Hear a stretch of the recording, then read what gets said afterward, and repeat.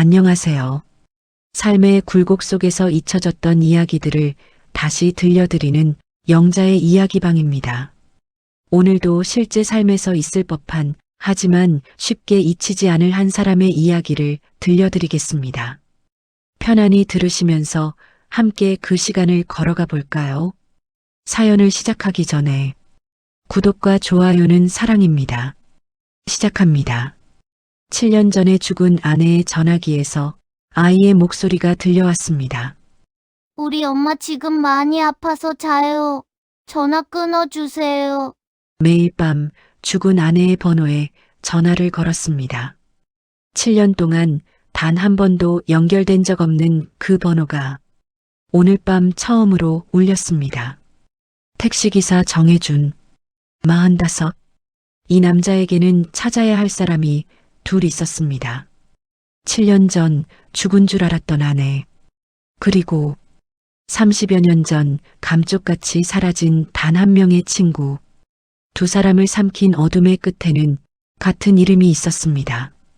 낡은 택시 한 대가 겨울밤의 서울을 가로질러 달립니다.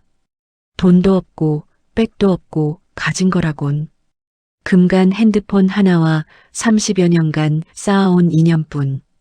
하지만 이 남자는 포기하지 않았습니다. 단 한 번도. 이것은 가장 평범한 남자가 가장 평범한 힘으로 잃어버린 모든 것을 되찾는 이야기입니다. 1화. 꺼진 전화기. 자정이 넘은 서울의 거리는 낮과는 전혀 다른 얼굴을 하고 있었습니다.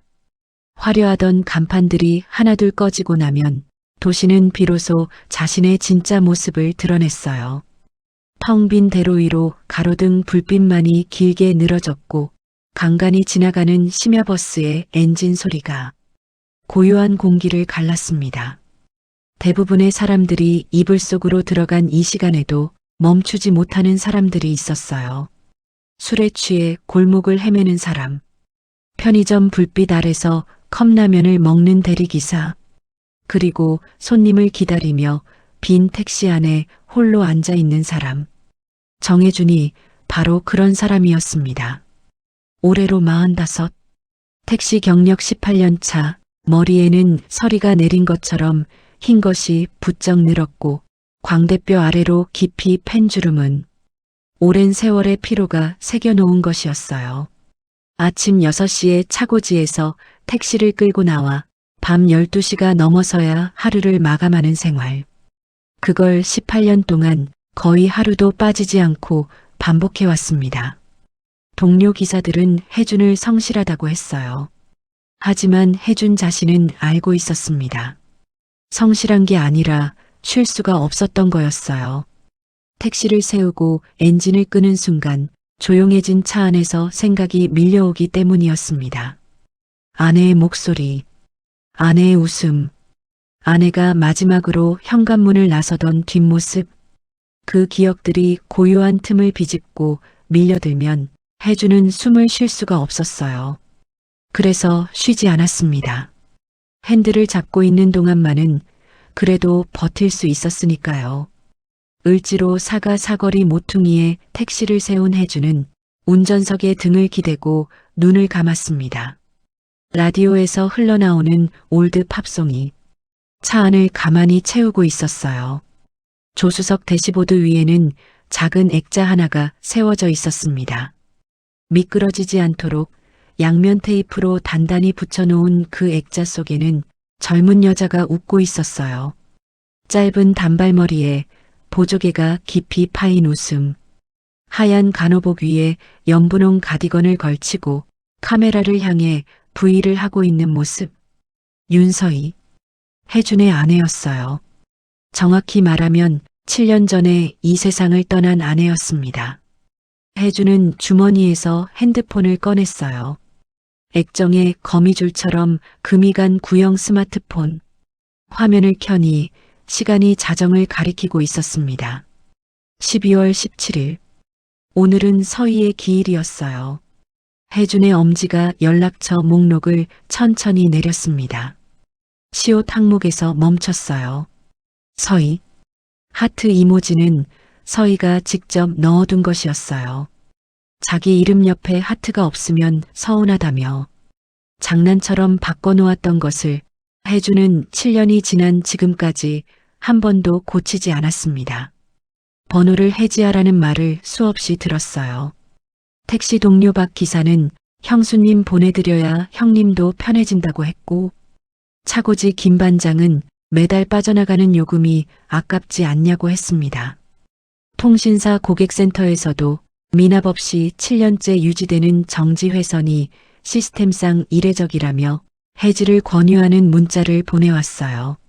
하지만 혜주는 단 한 번도 해지 버튼을 누르지 않았습니다.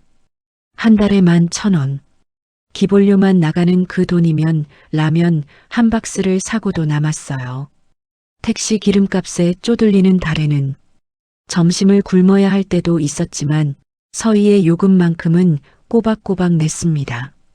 번호를 해지하는 순간 서희가 이 세상에서 완전히 지워지는 것 같았으니까요. 살아있지 않은 사람에게 전화를 거는 것, 미친 짓이라는 걸 자신도 알고 있었습니다. 하지만 이건 혜준이 7년 동안 매일 밤 반복해온 의식 같은 것이었어요. 전화를 걸고 기계음을 듣고 그제야 아내가 정말로 이 세상에 없다는 사실을 다시 한번 확인하는 것. 잔인하고도 처절한 자기 자신을 향한 벌 같은 행위였습니다. 그렇게라도 하지 않으면 아내가 정말 떠났다는 걸 받아들일 수가 없었으니까요. 혜준이 통화 버튼을 눌렀습니다. 늘 듣던 그 차가운 안내 멘트가 귀에 꽂힐 거라 생각했어요. 그런데요. 신호음이 울렸습니다. 혜준의 손이 굳었어요. 핸들 위에 올려놓았던 왼손이 무의식적으로 허공을 움켜쥐었고 핸드폰을 든 오른손은 미세하게 떨리기 시작했습니다.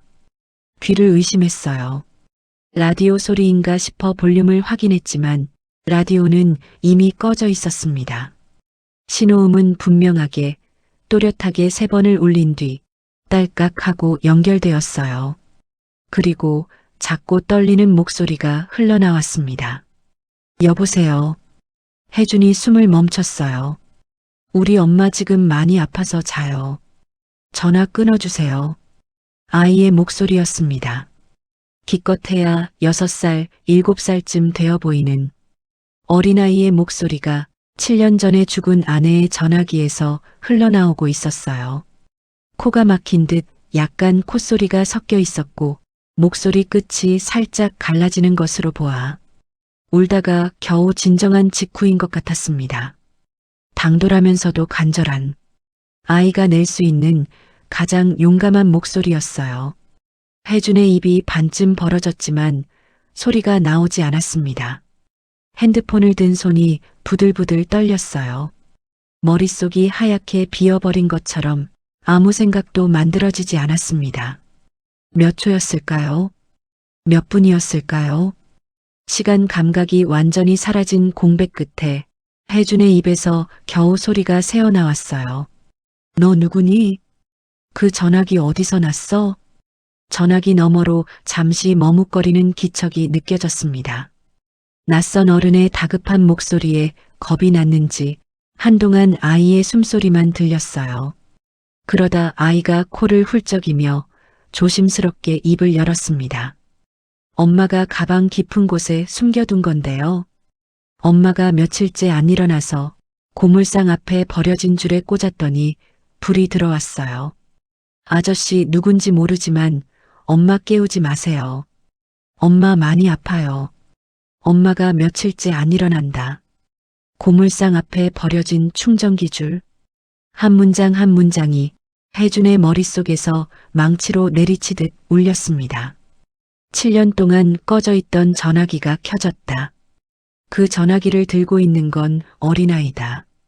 그 아이의 엄마는 며칠째 깨어나지 못하고 있다. 이 모든 정보가 한꺼번에 쏟아져 들어왔지만 혜준의 머리는 그것을 정리할 수 없었어요. 다만 단 하나, 가장 불가능하고 가장 미칠 것 같은 생각 하나가 심장을 움켜쥐었습니다. 만약 서희가 살아있다면, 만약 그날 교통사고로 죽은 게 아니라 어딘가에 숨어 살고 있었던 거라면, 그리고 만삭이었던 서희의 뱃속에 있던 아이가 태어났다면, 혜준이 택시 문을 벌컥 열어젖혔습니다. 찬 겨울바람이 얼굴을 후려쳤지만 차가움은 느껴지지 않았어요. 온몸에 피가 거꾸로 솟구치는 것 같았습니다. 아가야, 아저씨가 도와줄 수 있어. 엄마가 있는 곳이 어디야? 병원이야? 집이야? 모르는 사람한테 말하면 안 된다고 엄마가 그랬어요. 아저씨는 나쁜 사람 아니야. 아저씨가 엄마를 아는 사람일 수도 있어. 제발 어디인지만 알려줘. 아이가 한참을 망설였습니다. 전화기 너머로 아이의 거친 숨소리와 함께 어딘가에서 낡은 기계가 윙윙거리는 소리가 희미하게 들렸어요. 병원 같았습니다. 글자를 잘 모르는데요. 병원 간판에 희망이 들어가요. 희망 모시기 병원. 버스도 안 다니는 데예요. 희망. 알았어. 알았어, 아가야. 아저씨가 갈게. 엄마한테 가만히 있으라고. 아저씨가 곧 간다고. 전화가 끊어졌습니다. 혜주는 몇 초간 꺼진 화면을 멍하니 바라보았어요. 방금 일어난 일이 현실인지 확인이라도 하듯 통화 기록을 열었습니다. 서희라는 이름 아래 통화 시간 2분 47초가 찍혀 있었어요. 꿈이 아니었습니다. 혜준이 떨리는 손으로 내비게이션을 두드렸어요. 희망을 검색하자 희망자선병원이라는 이름이 하나 떠올랐습니다. 서울 외곽. 재개발이 중단된 채 수년째 방치된 구역이었어요. 택시로 40분 거리. 혜주는 한치의 망설임도 없이 기어를 넣었습니다. 낡은 택시의 엔진이 거칠게 울부짖었어요. 타이어가 젖은 아스팔트를 긁으며 날카로운 소리를 냈습니다. 미터기도 끄지 않았고 안전벨트도 매지 않았어요. 신호등도 속도 제한 표지판도 맞은편에서 경적을 울리는 심야 화물차도 아무것도 눈에 들어오지 않았습니다. 오직 하나, 그 병원에 도착해야 한다는 생각만이 온 신경을 지배하고 있었어요. 대시보드 위 액자 속에 서희가 웃고 있었습니다. 7년 동안 매일 바라보았던 그 미소가 오늘 밤은 왠지 다르게 보였어요. 살아있는 사람의 미소처럼요. 혜준의 눈에서 눈물이 흘러내렸습니다. 닦을 여유도 없이 핸들을 움켜쥔 채 낡은 택시는 겨울밤의 서울을 가로질러 달렸어요. 화려한 도심의 불빛이 하나씩 뒤로 밀려나고 가로등마저 끊어진 어두운 길이 시작되었습니다. 혜주는 아직 알지 못했어요. 이 밤이 끝나고 나면 7년 전 아내의 죽음뿐만 아니라 30여 년 전 사라진 친구의 행방까지 자신의 인생을 짓누르고 있던 모든 비밀에 첫 번째 실마리가 풀리기 시작한다는 것을요. 낡은 택시의 헤드라이트가 어둠을 갈랐습니다. 7년 동안 꺼져 있던 전화기가 켜진 밤, 모든 것이 시작되고 있었어요. 이화, 국밥집 아들. 이야기는 지금으로부터 27년 전으로 거슬러 올라갑니다. 충청남도 서천군, 논과 밭 사이로 좁은 길 하나가 구불구불 이어진 작은 마을이었어요. 마을 끝자락, 낡은 슬레이트 지붕 아래 외할머니와 단둘이 사는 소년이 하나 있었습니다. 정혜준, 그때 나이 14살. 이제 막 중학교에 들어갈 무렵이었어요. 혜준의 아버지는 혜준이 5살 때 공사 현장에서 사고로 돌아가셨습니다. 어머니는 아버지가 돌아가신 뒤 혜준을 외할머니께 맡기고 대전에 있는 공장으로 일을 나가셨어요. 아침부터 밤늦게까지 라인에 서야 했기 때문에 어린 혜준을 돌볼 시간이 없었던 겁니다. 처음에는 한 달에 한두 번씩 먹을 것을 잔뜩 사들고 왔지만 엉덩이를 내려놓자마자 곧 가기 바빴어요. 하루에 버스가 2번밖에 다니지 않았거든요. 그걸 놓치면 읍내까지 밤새 걸어가야 했습니다. 처음엔 엄마 품에 제대로 안겨보지도 못한 채 헤어지는 게 너무 싫어서 많이 울었고 같이 갈 거라고 떼를 쓰기도 했어요.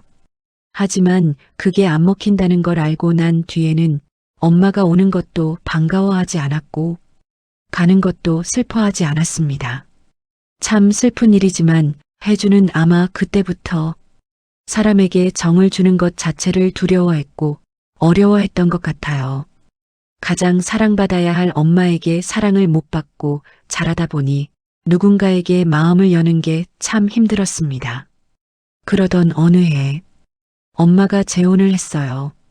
처음에는 혜준을 데려가겠다고 했습니다. 새 아버지가 좋은 사람이라고 하면서 얌전하고 착하게 굴어야 한다고 했어요. 혜준은 엄마와 함께 살 수 있다는 생각에 마냥 좋았습니다.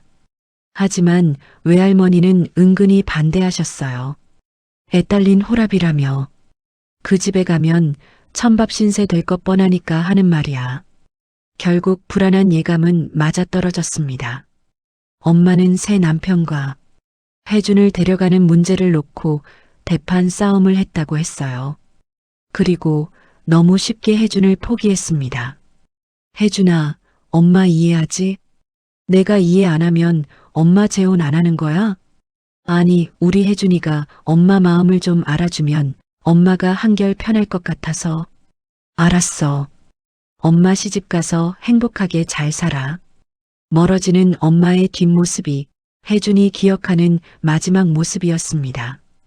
재혼한 엄마는 그 이후로 한 번도 혜준을 보러 오지 않았어요.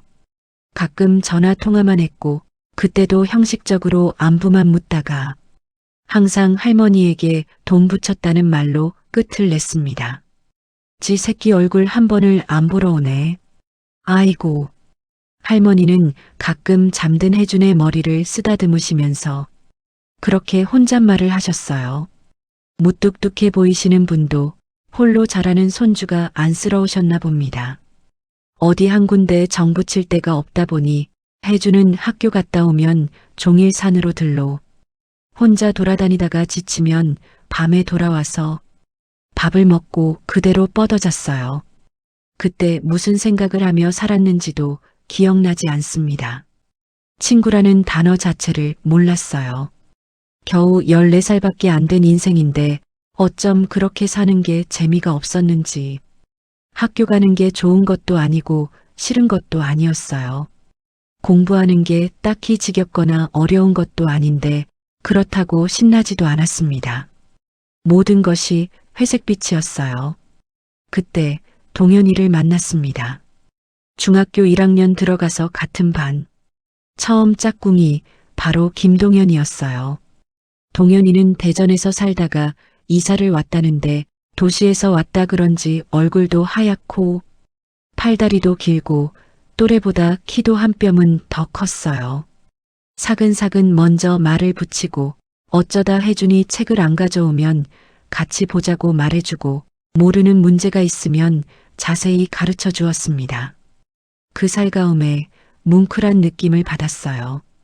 한 번도 혜준에게 먼저 다가와서 말을 걸어주거나 혜준을 위해 뭘 해주거나 심지어 방긋 웃어주는 사람은 없었거든요. 친구라는 존재는 평생 동안 동현이가 처음이었습니다. 사내들끼리 오글거릴 수도 있는데 혜준은 그 아이의 따뜻한 성품이 너무 좋았어요. 남을 배려하는 섬세한 마음 씀씀이에 감동을 받아서 울컥하기도 했습니다. 생전 처음 느껴보는 벅찬 감정이라고나 할까요? 우리 친구하자. 그냥 같은 반이니까 친구하는 거 말고 진짜 서로 속마음도 다 털어놓고 서로에게 거짓 없이 함께하는 그런 친구 말이야. 그 순간 혜주는 친구의 의미를 정확하게 알게 되었습니다. 진짜 서로 속마음을 털어놓아도 부끄럽지 않고 서로에게 거짓 없이 대하는 사이. 혜주는 엄마에게도 할머니에게도 한 번도 느껴보지 못한 정을 느꼈어요. 한 번도 받아보지 못한 배려와 존중을 동현이에게 받았습니다. 동현이네 어머니는 읍내에서 작은 국밥집을 하셨어요. 아침이면 뽀얀 김이 가득한 가게에서 소머리 국밥과 순대국밥을 팔았고 점심때가 지나면 가게를 닫고 재료 준비를 하셨습니다. 동현이는 학교를 마치면 항상 엄마 가게에 들러 일을 도왔어요. 혜준도 가끔 동현이를 따라 가게에 놀러 갔는데 자상하고 따뜻한 동현이 어머니는 늘 혜준을 친아들처럼 맞아주셨어요. 혜준은 할머니와 단둘이 산다고 했지. 그럼 할머니 힘드시니까 항상 학교 마치면 우리 가게 와서 저녁 먹고 가. 아, 아니에요. 괜히 폐를 끼치면 할머니 야단치세요. 내가 할머니께 말씀드릴게. 아들 친구면 아들이지 뭐. 그러니까 엄마라고 편하게 생각해. 알겠지? 친엄마에게는 한 번도 들어보지 못했던 다정한 말과 자상한 마음을 친구 엄마에게 듣고 느끼니까 눈물이 핑 돌았습니다. 동현이가 착하고 다정한 이유가 엄마를 닮아서 그렇구나 생각하면서 참 부럽기도 했어요. 동현이네 가게에서 뜨끈한 국밥 한 그릇을 받아 먹으면 속이 따뜻해지면서 마음까지 풀렸습니다. 지금도 국밥 냄새만 맡으면 그때가 떠올라요. 할머니는 동현이 어머니를 직접 본 적은 없지만 목소리만 들어도 참 인자하게 생겼을 것 같다고 하시면서 가끔 텃밭에서 캔 야채를 한 보따리씩 싸서 보내기도 했습니다. 동현이 어머니는 이렇게 싱싱한 야채는 시장에서도 사기 어렵다면서 너무 감사해 하셨고 할머니가 좋아하시는 식혜를 직접 만들어서 보내주시기도 했어요. 혜주는 가끔 생각했습니다. 동현이랑 동현이 어머니랑 이렇게 셋이 살면 좋겠다고. 동현이와 평생 함께하기로 약속한 것처럼 동현이 어머니도 친어머니처럼 잘 모시겠다고 마음속으로 항상 다짐하곤 했어요. 그러던 어느 날 동현이가 처음으로 자기 형 이야기를 꺼냈습니다. 우리 형은 서울에서 일을 해. 건설 현장에서 철근 묶는 일. 엄마 가게 냉장고 사준 것도 형이야. 동현이에게 형이 있다는 건 알고 있었지만 자세한 이야기는 처음 들었어요. 형이 가끔 전화 오면 엄마가 울어. 형이 다칠까봐 항상 걱정하거든. 건설 현장은 위험하다면서? 응. 형이 그러는데 안전모도 제대로 안 주는 데가 많대. 사람이 다쳐도 회사에서 쉬쉬하고 넘어간대. 동현이의 눈이 잠시 어두워졌습니다. 형은 착한데 세상이 형한테 너무 안 좋은 것 같아. 혜주는 그때 그 말을 대수롭지 않게 넘겼어요. 그게 훗날 자신의 인생 전체를 뒤흔들 복선이 될 줄은 꿈에도 모른 채요. 3화 소나기 아래 약속. 중학교 2학년 여름방학이었습니다. 혜주는 처음으로 동현이를 외갓집으로 초대했어요. 동현이는 태어나서 처음으로 시골 외갓집에 가는 기분이라면서 매우 들떠 있었습니다. 야, 진짜 산에 토끼도 나와? 토끼는 모르겠는데 청설모는 많아. 도마뱀도 있고. 도마뱀? 그거 징그럽지 않아? 익숙해지면 괜찮아. 내가 보면 좋아할걸.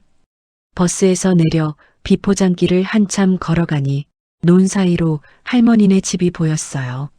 슬레이트 지붕 위로 박넝쿨이 올라가 있었고 마당에는 빨래가 바람에 펄럭이고 있었습니다. 할머니는 텃밭에서 수박을 하나 따오셨어요. 콩국수 만들어줄 테니 대충 놀다 와라. 할머니는 늘 그랬습니다. 말은 무뚝뚝한데 챙기는 건 빠짐이 없으셨어요.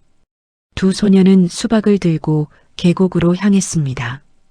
혜주는 그동안 혼자서만 놀던 숲과 들과 계곡을 동현이에게 보여주고 싶었어요.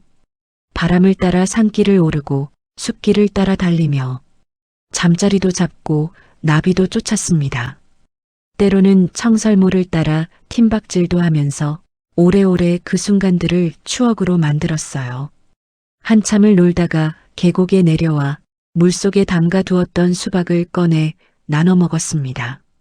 차가운 계곡물에 담가둔 수박은 아삭하고 달았어요. 수박즙이 턱을 타고 흘러내렸지만 닦을 생각도 않고 서로 얼굴을 보며 웃었습니다. 바위에 나란히 드러누워 잠시 낮잠도 잤어요. 나뭇잎 사이로 쏟아지는 햇살이 눈꺼풀 위에서 따뜻하게 흔들렸습니다. 그때까지만 해도 세상은 평화로웠어요. 그런데 갑자기 하늘이 어두워지더니 굵은 빗방울이 떨어지기 시작했습니다. 소나기였어요. 두 사람은 황급히 큰 느티나무 아래로 뛰어들어갔습니다. 나란히 나무 밑에 앉아 빗소리를 듣고 있으니 마음이 조금 가라앉았습니다. 그리고 그 순간 자연스럽게 서로의 이야기를 털어놓기 시작했어요. 동현이가 먼저 입을 열었습니다. 혜준아, 나 사실 너한테 말 못한 게 있어. 뭔데? 우리 아빠 얘기. 아빠가 술만 먹으면 엄마를 때렸어. 공사판에서 허리를 크게 다친 뒤로는 일도 못하면서 집에서 술만 마셨거든. 돈을 가져오라고 엄마를 협박했고 집안에 돈 될 만한 게 있으면 다 들고 도박장으로 갔어. 밥이 없어서 내가 배고프다고 울어도 거들떠보지도 않았어. 어느 날은 내가 엄마 때리는 아빠를 말리다가 넘어져서 머리를 다쳤어. 피가 많이 났나 봐. 엄마가 나를 안고 병원에 뛰어갔대. 그래서 그날 엄마가 결심했대. 이렇게 살면 안 되겠다고. 그 길로 아빠한테서 도망쳤어. 나를 데리고. 그리고 우리 형 얘기. 형은 중학교 때부터 공사판에서 일했어. 엄마 가게 차릴 돈도 형이 벌었고 우리가 이사 온 것도 형이 서울에서 돈을 보내줬으니까 가능했던 거야. 형이 대단하네. 응. 근데 형이 요즘 이상한 말을 해. 형이 일하는 현장에서 사람이 죽었대. 높은 데서 떨어져서. 근데 회사에서 그걸 없던 일로 만들었다는 거야. 없던 일로? 산재 처리도 안 하고 가족한테 돈 좀 쥐어주고 입 막았대. 형이 그거 보고 너무 화가 나서 신고하겠다고 했더니 회사에서 형을 윽박질렀다고. 형이 그러더라. 자기가 이걸 그냥 넘기면 다음에 또 누군가 죽을 거라고. 근데 신고하면 자기가 잘릴 수도 있대. 형이 잘리면 우리 집은 또 돈이 없어지는 거잖아. 엄마는 형 걱정에 잠도 못 자시고 나는 뭘 어떻게 해야 할지 모르겠어. 혜주는 뭐라고 말해야 할지 몰랐어요. 다만 동현이의 어깨에 손을 올렸습니다. 아무 말도 하지 않았지만 그것만으로도 동현이의 눈에서 눈물이 한 방울 떨어졌어요. 혜준이 먼저 입을 열었습니다. 나도 너한테 다 말할게. 혜준은 담담하게 자신의 이야기를 들려주었어요.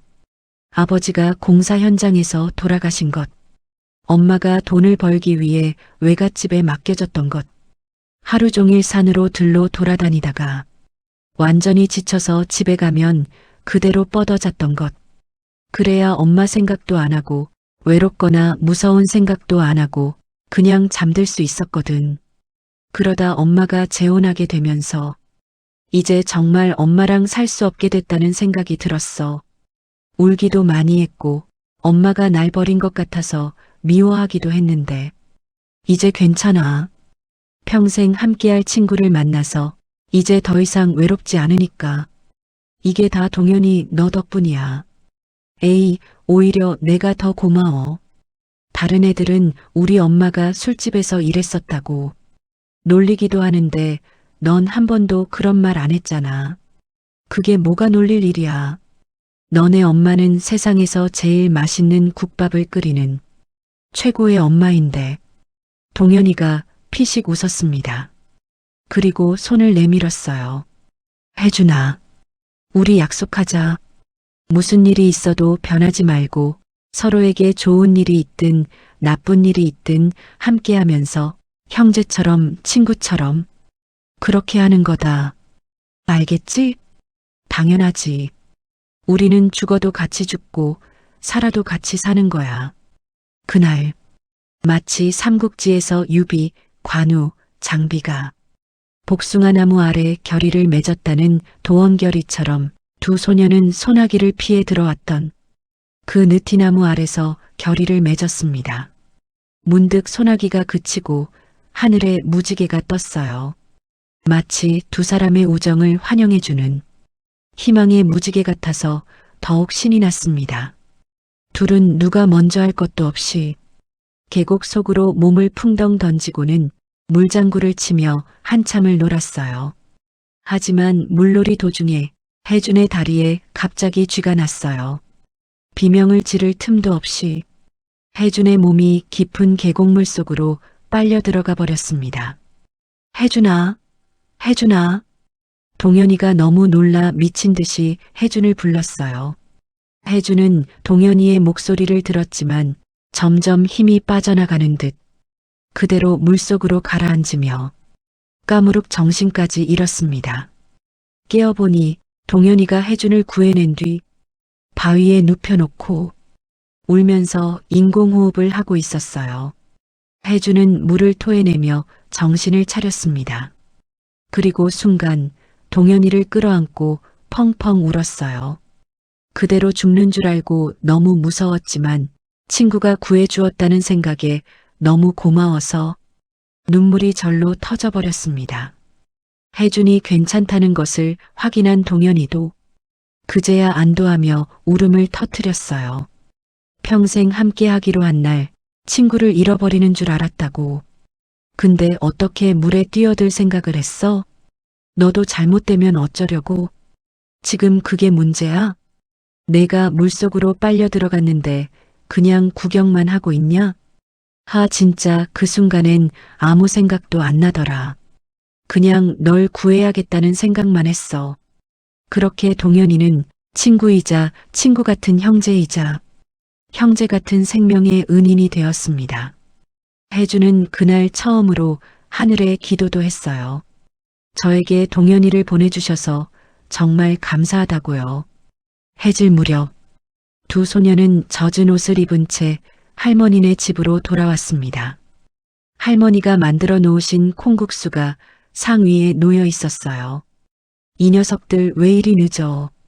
국수 다 불었잖아. 할머니는 투덜거리시면서도 수건 2장을 가져다 주셨습니다. 두 소녀는 축축한 머리를 수건으로 닦으면서 콩국수를 후루룩 먹었어요. 불어 터진 국수였지만 그날따라 유난히 맛있었습니다. 야, 나 오늘 진짜 행복하다. 혜준도 고개를 끄덕였습니다. 14살 소년이 느낄 수 있는 가장 충만한 행복이 거기에 있었어요. 아직은 아무것도 모르는 두 소년의 여름이 저물어가고 있었습니다. 하지만 이 계곡 위 어딘가에서는 이미 먹구름이 모여들고 있었어요. 동현이 형이 알게 된 그 비밀. 건설 현장에서 사람이 죽었는데 없던 일로 만들어버린 그 회사. 그 비밀의 그림자가 머지않아 두 소년의 인생 위로 길고 차갑게 들이우게 될 것이었습니다. 하지만 그건 아직 두 소년이 알 수 없는 먼 훗날의 일이었어요. 지금 이 순간만큼은 소나기가 그친 뒤에 맑은 하늘처럼 두 소년의 세상은 평화로웠습니다. 사와 사라진 사람들, 계곡에서의 약속 이후 두 소년의 우정은 날마다 더 깊어갔습니다. 중학교를 졸업하고 고등학교에 가서도 항상 붙어 다녔어요. 같은 반이 된 적은 한 번도 없었지만 점심은 늘 둘이 같이 먹었고 학교가 끝나면 도서관에서 나란히 앉아 공부도 같이 했습니다. 동현이는 공부를 잘했어요. 특히 수학을 좋아했고 선생님들도 동현이라면 서울에 있는 좋은 대학에 충분히 갈 수 있다고 했습니다. 혜주는 성적이 보통인데다 외갓집 형편도 넉넉하지 않았어요. 재혼한 엄마에게 대학 얘기를 꺼내는 것도 쉽지 않아서 그냥 포기할 생각을 하고 있었습니다. 사람 일이라는 건 모르는 거야. 일단 입시 준비는 하자. 혜주는 동현이 말이라면 뭐든 따랐습니다. 마지막 한 달, 입시를 남겨두고는 아예 동현이 집에서 살면서 공부에 매달렸어요. 동현이 어머니가 먼저 그러라고 배려해 주셨습니다. 하루 2번만 오가는 버스 시간에 맞추느라 공부에 지장이 생기면 안 되잖아. 항상 야식도 든든하게 챙겨주셨고 점심 도시락도 얼마나 정성스럽게 싸주시든지 매번 엄마 정성이 가득한 그 도시락을 먹으면서 울컥하고 뭉클하고 그랬어요. 열심히 입시 준비를 했고 학력고사를 무사히 치렀습니다. 겨울방학 내내 알바해서 등록금이라도 벌자. 혜준의 등록금을 같이 마련하자는 거였어요. 너무 고맙고 미안해서 그냥 푹 안아주었습니다. 사내들끼리 긴 말은 필요 없었어요. 곧 둘은 알바를 알아보러 가기로 약속했어요. 겨울 방학과 크리스마스를 앞둔 어느 토요일 오후 읍내에서 만나기로 했습니다. 혜주는 혹시 약속에 늦을까봐 일찍 나와서 버스를 탔어요. 둘이 자주 가던 문방구 앞에서 기다렸습니다. 그런데 시간이 지나도록 동현이가 오지 않았어요. 동현이 집에서 문방구까지는 걸어서 10분도 안 되는 거리인데 이상하다는 생각에 동현이 집에 가봤지만 문이 잠겨 있었습니다. 동현이 어머니 가게로 갔더니 거기에도 동현이는 오지 않았어요. 오늘 만나기로 한 거니? 네. 같이 알바 알아보러 가기로 했거든요. 그럼 더 기다려봐. 너랑 약속을 잊어버릴 애는 아니잖아. 혜주는 다시 약속 장소로 헐레벌떡 뛰어갔지만 여전히 동현이는 없었습니다. 1시간 정도 더 기다렸어요. 동현이는 오지 않았습니다. 그리고 그날 저녁 동현이 어머니에게 서울에서 전화가 왔어요. 동현이 형 동혁이 일하던 건설 현장에서 경찰이 출동하는 소동이 벌어졌다는 소식이었습니다. 현장에서 노동자 한 명이 사망하는 사고가 또 발생했는데 이번에는 동혁이 그 현장에 함께 있었고 회사 측은 동혁이 안전수칙을 어겨서 동료가 죽었다고 경찰에 신고한 것이었어요. 동혁은 용의자가 되었습니다. 그런데 동혁은 경찰이 오기 전에 현장에서 사라져 버렸어요. 그리고 같은 날 동현이도 사라졌습니다. 두 형제가 동시에 사라진 겁니다. 경찰은 동혁이 도주한 것이고 동현이는 형과 함께 도망간 것으로 추정한다고 했어요. 동혁이는 지금 용의자 신분입니다. 동생도 형을 따라간 것으로 보입니다. 잡히면 연락드리겠습니다. 그게 전부였어요. 경찰에게 동혁은 도주한 용의자였고 동현은 그 용의자의 동생일 뿐이었습니다. 사라진 두 형제를 적극적으로 찾아줄 이유가 없었어요. 혜주는 도저히 이해가 안 됐습니다. 동현이가 형을 따라 도망갔다고? 약속을 잡아놓고 아무 말 없이? 절대로. 혜주는 동현이를 누구보다 잘 알았어요. 그 녀석은 엄마를 두고 아무 말 없이 사라질 아이가 아니었습니다. 혜준을 두고 약속을 어길 아이는 더더욱 아니었어요. 뭔가 일이 생긴 거다. 동현이가 원해서 사라진 게 아니라 사라질 수밖에 없는 상황이 생긴 거다. 혜주는 그렇게 확신했습니다. 하지만 증거도 단서도 아무것도 없었어요. 그렇게 일주일이 지나고 보름이 지나고 한 달이 지났습니다. 동현이 어머니의 몸이 급격히 나빠지기 시작했어요. 원래도 건강한 체질은 아니셨는데 동현이가 사라진 충격이 겹치면서 국밥집 문을 닫고 드러누우셨습니다. 혜주는 매일 어머니를 찾아뵈었어요. 어머니, 제가 반드시 동현이 찾을 거니까 걱정 마시고 어서 몸부터 추스르세요. 혜준아, 우리 동현이 정말 잘못된 거 아니겠지? 어딘가 잘 있겠지? 그럴 거예요. 동현이는 누구보다 용감하고 영리하니까 어떤 상황에서도 정신 바짝 차리고 집으로 오려 할 거예요. 그래야지 고맙다 혜준아. 어머니의 손이 혜준의 손등 위에 살포시 얹혔습니다. 한때 뜨끈한 국밥솥을 들어 올리던 그 손은 앙상하게 마르고 차가워져 있었어요. 그리고 대학 학력고사 점수가 발표되었습니다. 동현이는 서울에 있는 명문대학에 거뜬히 합격할 만큼의 좋은 성적을 받았어요. 하지만 주인 없는 성적표만 덩그러니 동현이 책상 위에 놓여졌습니다. 합격 통지서가 와도 받을 사람이 없었어요. 그해 겨울은 유난히 추웠고 눈도 많이 내렸습니다. 이렇게 추운 날 도대체 동현이는 어디서 뭘 하고 있는 건지 혜주는 매일 눈물바람이었어요. 너무 울어서 눈물이 안 날 만도 한데 동현이와 함께했던 추억들을 생각하면 할수록 눈물은 더 났습니다. 소나기 아래 느티나무, 계곡에서 잡아준 손, 콩국수와 국밥, 엄마라고 불러도 된다던 그 다정한 목소리, 전부 사라져버렸어요. 그리고 그해 겨울이 갈 무렵, 동현이 어머니는 건강을 회복하지 못하신 채 눈을 감으셨습니다. 장례식은 쓸쓸했어요. 조문객이라고는 읍내 이웃 몇 분과 혜준의 할머니 그리고 혜준뿐이었습니다. 혜준이 상주가 되어 장례를 치렀어요. 영정사진 앞에서 혜준은 어머니께 약속했습니다. 어머니, 제가 반드시 동현이 찾을 겁니다. 제 모든 것을 다 걸어서라도, 아니, 평생 걸리더라도 찾고야 말 거예요. 그러니까 부디 그곳에서 편안히 지내세요. 목이 메어 더 이상 말이 나오지 않았습니다. 할머니가 혜준의 등을 토닥여 주셨어요. 할머니도 눈시울이 붉어져 있었습니다. 장례가 끝난 뒤 혜준은 국밥집에 마지막으로 갔어요. 이미 가게 문은 닫혀 있었고 임대문이라는 종이가 유리문에 붙어 있었습니다.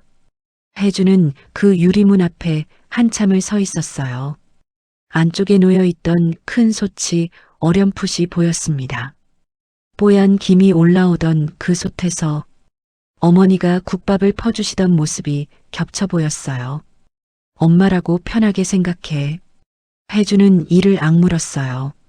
그리고 결심했습니다. 대학을 포기하겠다고, 외할머니께 그동안 키워주셔서 감사하다는 메모를 남긴 채 그곳을 떠나겠다고, 동현이를 찾으러 가겠다고, 그게 몇 년이 걸리든 몇십 년이 걸리든 반드시 찾겠다고. 혜준은 읍내를 떠나는 버스에 올라탔습니다. 창밖으로 눈 덮인 논밭이 스쳐 지나갔어요. 소나기 아래서 약속을 했던 계곡도 저 산 너머 어딘가에 있을 것이었습니다. 무슨 일이 있어도 변하지 말자. 혜준은 창문에 이마를 기대고 눈을 감았습니다. 그리고 속으로 되뇌었어요. 변하지 않을게. 반드시 찾을게. 버스가 읍내를 벗어나 큰 도로로 접어들었습니다. 18살 소년의 긴 여정이 시작되고 있었어요. 그 여정이 27년이 넘게 이어질 줄은 그때의 혜준은 알지 못했습니다. 오하, 두 개의 인생. 여기서부터는 두 사람의 이야기가 따로 흘러갑니다.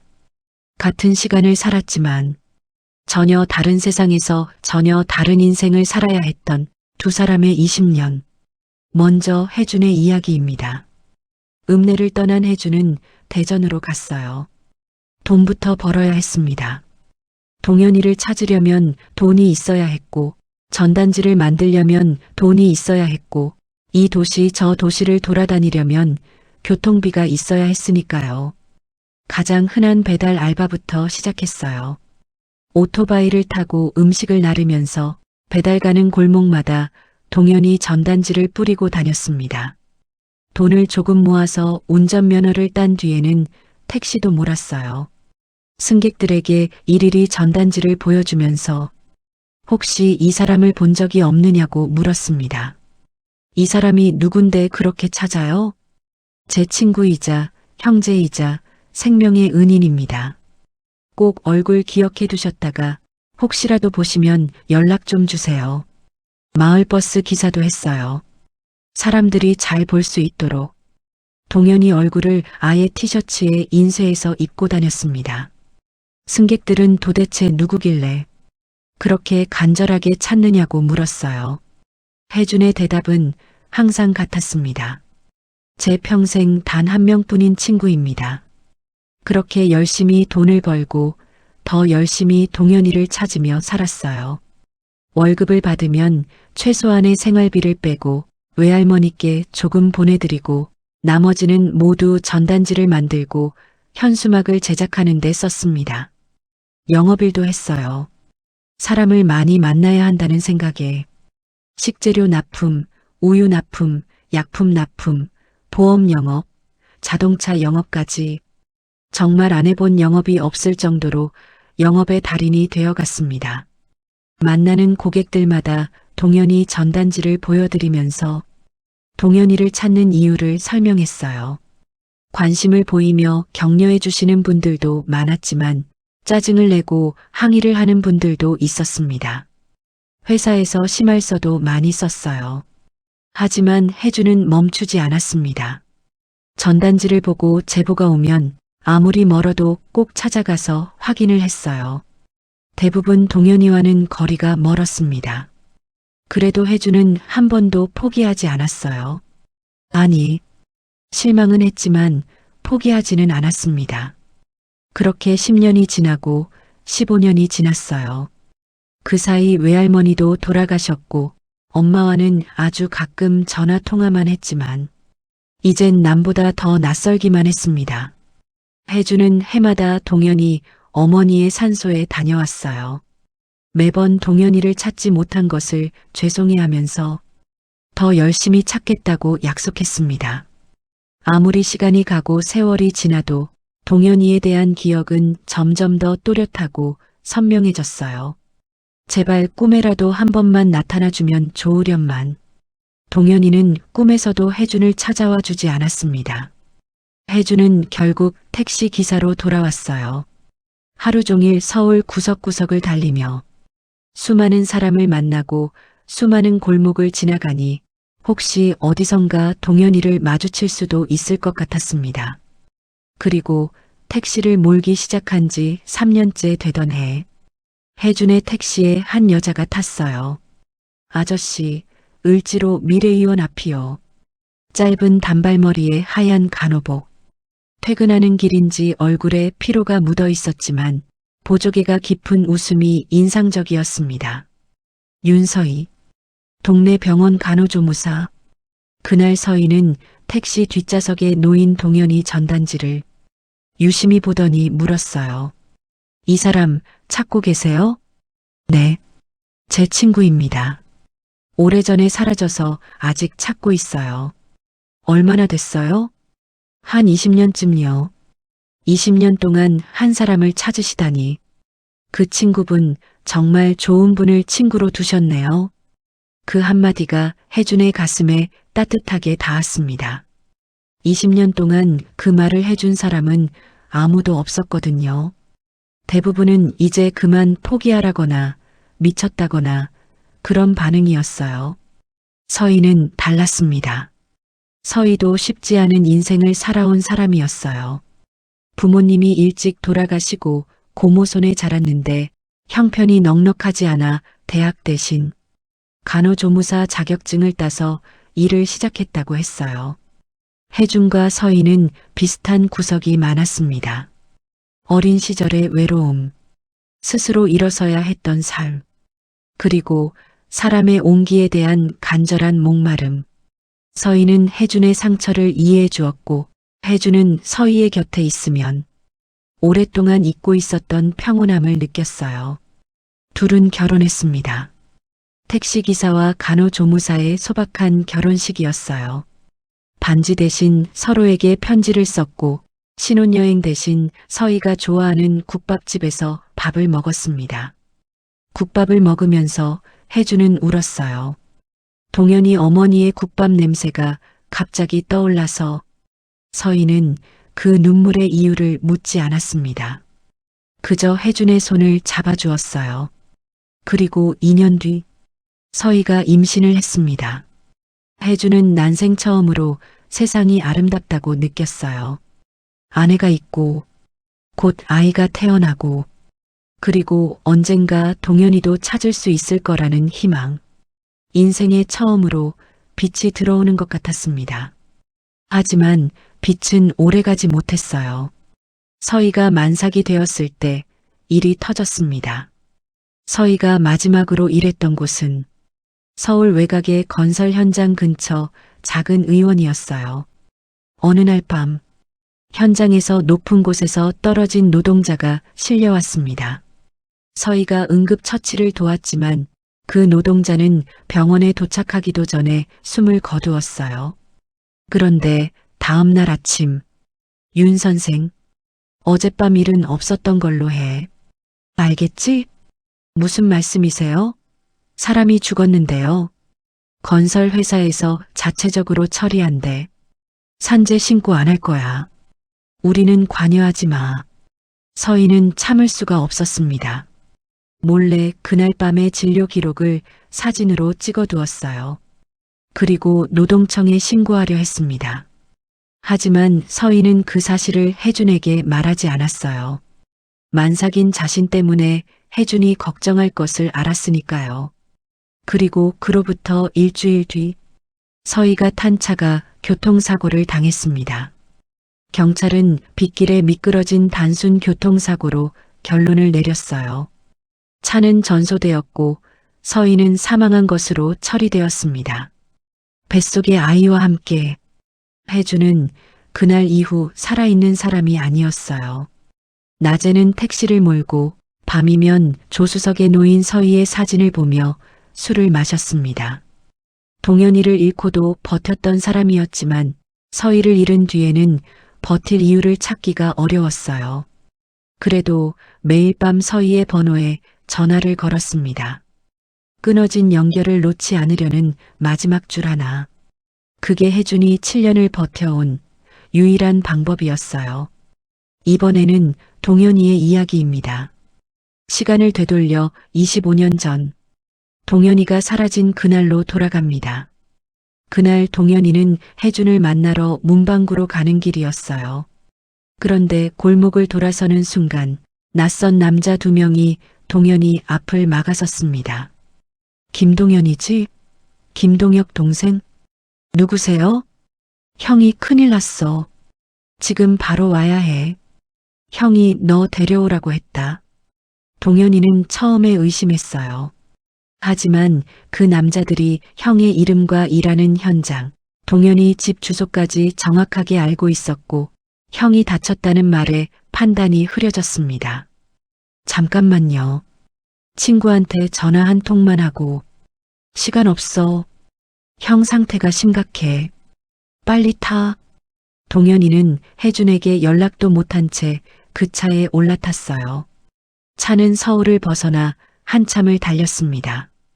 도착한 곳은 강원도 산골의 허름한 펜션이었어요. 그곳에 형 동혁이 있었습니다. 하지만 다친 게 아니었어요. 형은 멀쩡했지만 얼굴이 반쯤 미친 사람처럼 일그러져 있었습니다. 형, 대체 무슨 일이야? 동현아, 미안하다. 형이 큰 실수를 했어. 현장에서 또 사람이 죽었어. 이번엔 내 바로 옆에서 같이 일하던 20살짜리 막내가 발판이 무너지면서 떨어졌어. 회사에서 또 쉬쉬하려고 했어. 나는 그걸 그냥 넘길 수가 없었어. 노동청에 신고했어. 근데 회사가 그걸 알아냈어. 그리고 되레 나한테 뒤집어 씌웠어. 내가 안전수칙을 어겨서 그 애가 죽은 거라고. 경찰한테 그렇게 신고해버렸어. 그건 거짓말이잖아. 나도 알아. 하지만 증거가 없어. 현장 CCTV는 회사가 다 가지고 있고 같이 일하던 사람들은 다들 회사 편이야. 잘리기 싫으니까. 동현아, 미안하다. 내가 여기 온 건 형이 부른 게 아니야. 회사에서 보낸 놈들이 너를 데려온 거야. 회사 상무가 그랬어. 내가 순순히 죄를 뒤집었으면 동생은 건드리지 않겠다고. 하지만 내가 거부하니까 너를 잡아다가 압박을 하려는 거야. 동현이는 그제야 상황을 이해했습니다. 자신은 인질이었어요. 형이 입을 다물게 하기 위한 볼모였던 겁니다. 형? 그러면 우리 경찰에 가자. 진실을 말하면 되잖아. 증거가 없다고 했잖아. 내 말만으로는 아무도 안 믿어. 숨어야 해. 일단 숨어서 증거를 모을 방법을 찾아야 해. 그날 밤, 동현이는 혜준에게 전화를 하려고 했어요. 하지만 동혁이 말렸습니다.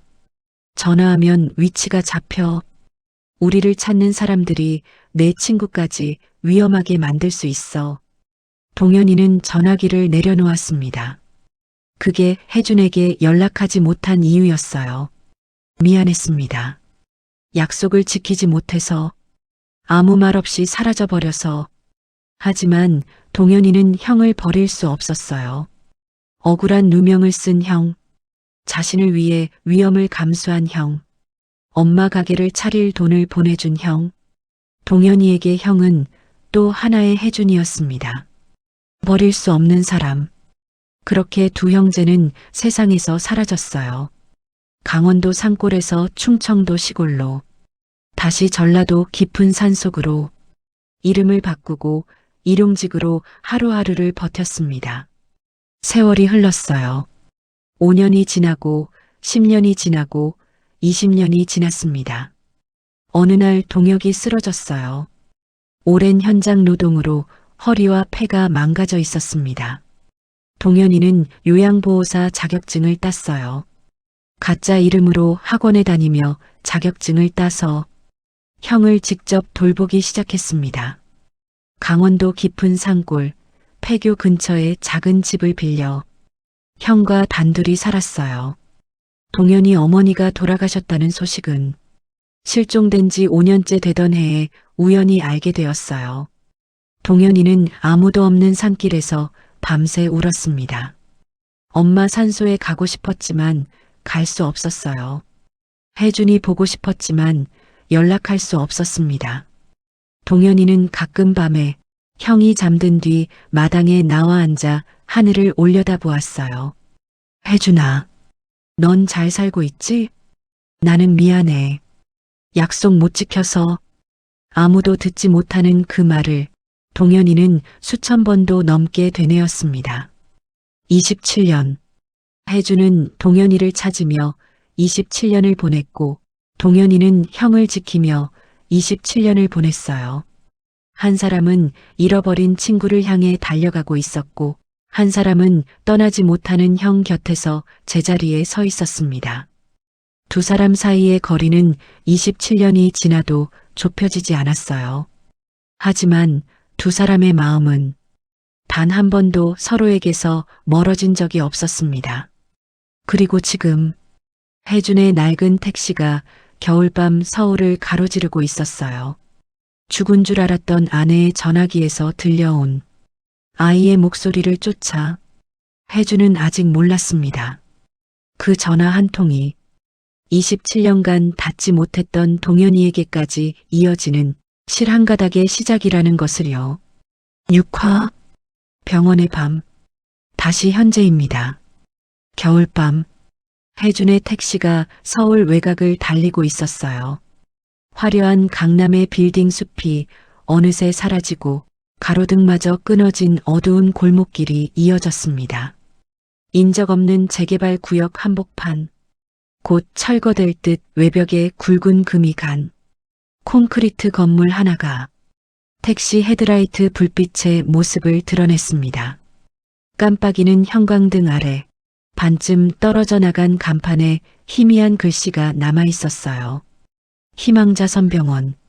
택시가 급정거하며 타이어가 비명을 질렀습니다. 혜준이 문을 열고 나서는 순간 슬리퍼를 신은 발이 차가운 시멘트 바닥에 닿았어요. 삐걱거리는 자동문을 밀고 들어서자 곰팡내와 소독약 냄새가 뒤섞인 축축한 공기가 코끝을 찔렀습니다. 벽 페인트는 군데군데 벗겨져 있었고 복도의 형광등은 간간히 깜빡이며 유령처럼 불안정한 빛을 흘렸어요. 여기가 정말 사람을 살리는 곳이 맞는지 의심이 들 정도로 이곳은 병원이라기보다는 버려진 건물에 가까워 보였어요. 혜준은 복도를 걸었습니다. 복도 맨 끝 6인실이라고 적힌 낡은 문 앞에서 혜준이 멈춰 섰어요. 떨리는 손으로 문고리를 잡았습니다. 심장이 갈비뼈를 부술 것처럼 미친 듯이 뛰고 있었어요. 이 문 너머에 무엇이 있을지, 자신이 감당할 수 있는 것일지 아무것도 알 수 없었습니다. 하지만 혜준의 손은 멈추지 않았어요. 문이 열렸습니다. 그 순간 혜준의 눈동자가 크게 확장되었습니다. 환기조차 되지 않는 좁은 병실 구석. 천장에서 흘러내린 누런 얼룩 바로 아래에 낡은 철제 침대가 하나 놓여 있었어요. 그 위에 산소 마스크에 의지한 채 뼈만 앙상하게 남은 여자가 누워 있었습니다. 볼은 움푹 꺼져 광대뼈가 날카롭게 드러나 있었고 한때 윤기가 흐르던 머리카락은 푸석푸석하게 엉켜 베개 위에 흩어져 있었어요. 서희였어요. 7년 전 교통사고로 이 세상을 떠났다고 믿었던, 매일 밤 사진을 바라보며 그리워했던 바로 그 사람이 여기에 누워 있었습니다. 얼굴은 반쯤 알아볼 수 없을 만큼 야위어 있었어요. 하지만 왼쪽 귀 뒤에 있는 작은 점 하나가 혜준의 눈에 들어오는 순간 세상이 멈췄습니다. 연애 시절 혜준이 장난삼아 입을 맞추곤 했던 바로 그 점이었어요. 혜준의 무릎이 바닥에 닿았습니다. 서려는 게 아니라 다리에 힘이 풀려서 그대로 주저앉은 거였어요. 입이 벌어졌지만 소리가 나오지 않았습니다. 그때 작은 몸이 혜준의 시야를 가로막았어요. 침대 옆에서 자기 몸보다 큰 낡은 수건에 물을 묻혀 엄마의 갈라진 입술을 적셔주고 있던 아이가 낯선 남자의 등장에 화들짝 놀라며 벌떡 일어섰어요. 아이는 마른 두 팔을 잇는 힘껏 벌려 엄마 앞을 가로막고 섰습니다. 겨우 7살, 세상에서 가장 약하고 작은 방패였어요. 아저씨 누구예요? 우리 엄마 데려가지 마세요. 시우의 목소리는 떨리고 있었지만 눈빛만큼은 놀라울 정도로 단단했어요. 7년이라는 세월 동안 이 아이는 세상에 단 하나뿐인 사람을 지키기 위해 이렇게 두 팔을 벌려온 것이었어요. 혜준은 무릎을 꿇은 채 한 발짝도 다가가지 못했습니다. 이윽고 참을 수 없는 울음이 터져 나왔어요. 택시기사 정혜준이 곰팡내 나는 6인실 병실 바닥에 무릎을 꿇고 오열했습니다. 미안해 미안해. 혜준은 같은 말만 되풀이했습니다. 그때 시우가 주머니에서 무언가를 꺼냈어요. 구겨진 1,000원짜리 2장과 동전 몇 개였습니다. 전부 합쳐봤자 3,000원이 될까 말까 했어요. 시우가 그 돈을 바닥에 주저앉은 혜준 앞으로 조심스럽게 내밀었습니다. 아저씨가 의사 선생님이에요? 제가 빈병 주어서 돈 벌 테니까 우리 엄마 산소줄 빼지 마세요. 그 한마디가 혜준의 심장을 관통했습니다. 이 아이는 돈이 없으면 엄마의 산소 호흡기가 꺼진다는 것을 알고 있었어요. 겨우 7살밖에 안 된 아이가 빈병을 주워서 번 동전 몇 개로 엄마의 목숨을 붙잡고 있었던 겁니다. 아이의 손을 자세히 보니 손톱 밑에 까만 때가 끼어 있었고 손가락 마디마디에는 유리병에 베인 작은 상처들이 빼곡했어요. 아저씨는 의사 선생님 아니야. 산소줄 빼러 온 사람도 아니고. 그럼 누구예요? 엄마를 많이 좋아하는 사람이야. 혜준은 택시 동료에게 돈을 빌려 밀린 약값부터 냈어요. 간호사에게 물었습니다. 이 환자 보호자이신가요? 네. 이 사람 남편입니다. 그 말이 입 밖으로 나오는 순간 혜준의 눈에서 또다시 눈물이 흘러내렸어요. 7년 만에 다시 누군가에게 남편이라고 말한 겁니다. 그때 병원 원장이 나타나 서희의 사연을 들려주었습니다. 7년 전 만삭인 채 길에 쓰러져 실려왔다는 것. 신분도 밝히지 않고 유령처럼 지내왔다는 것. 그리고 누군가가 익명으로 최소한의 약값만 매달 송금해 왔다는 것. 혜준이 후원금 내역서를 받아들었어요. 송금 계좌 예금주, 대성건설 복지사업부. 그 이름을 보는 순간 혜준의 머릿속에서 무언가가 번개처럼 스쳤습니다. 7년 전 서희가 마지막으로 일했던 의원 근처 건설 현장, 그리고 27년 전 동현이 형 동혁이 일했던 건설 현장, 같은 회사 이름이었습니다. 27년 전의 비극과 7년 전의 비극, 동현이를 삼킨 어둠과 서희를 삼킨 어둠, 그 뒤에 같은 이름이 있었어요. 혜주는 서류를 접어 주머니에 넣었습니다. 그리고 병실로 돌아와 잠든 시우 옆에 조용히 앉았어요. 시우의 거칠어진 손을 조심스럽게 잡았습니다. 아빠가 왔어. 이제 아빠가 왔으니까 너는 더 이상 빈병 안 주어도 돼. 시우는 잠결에 혜준의 손을 꼭 쥐었어요. 혜준은 서희의 침대 옆으로 몸을 돌려 앙상한 손등 위에 자신의 손을 포겠습니다. 당신이 왜 숨어 살았는지 이제 알 것 같아. 당신이 지키려고 했던 것, 내가 대신 지킬게. 혜준의 눈에서 눈물이 흘러내렸지만 목소리는 더 이상 떨리지 않았습니다. 병원 창밖으로 겨울 새벽의 첫 번째 빛이 희미하게 번지기 시작했어요. 긴 밤이 끝나가고 있었습니다. 하지만 혜준에게는 이제부터가 진짜 시작이었어요. 7화 27년 만의 실마리. 날이 밝았습니다. 혜준은 병실 의자에 앉은 채 한숨도 자지 못했어요. 주머니 안에는 어젯밤 원장에게서 받은 후원금 내역서가 접혀들어 있었습니다. 대성건설 복지사업부. 그 5글자가 밤새 혜준의 머릿속을 떠나지 않았습니다. 혜준은 핸드폰으로 대성건설을 검색했어요. 1994년 설립. 27년 전 동현이 형 동혁이 건설 현장에서 일하던 시기와 정확하게 겹쳤습니다. 오래된 뉴스 기사를 파고들자 다른 것들이 보이기 시작했어요. 2003년 노동자 추락 사망, 과태료 500만 원. 2009년 크레인 전도 사고, 1명 사망, 합의 종결. 2014년 비계 붕괴, 2명 중상, 과태료 1,000만 원. 그리고 7년 전 2019년 노동자 추락 사망, 산재 미신고 의혹, 조사 중 종결. 이것이 서희가 목격한 바로 그 사건이었어요.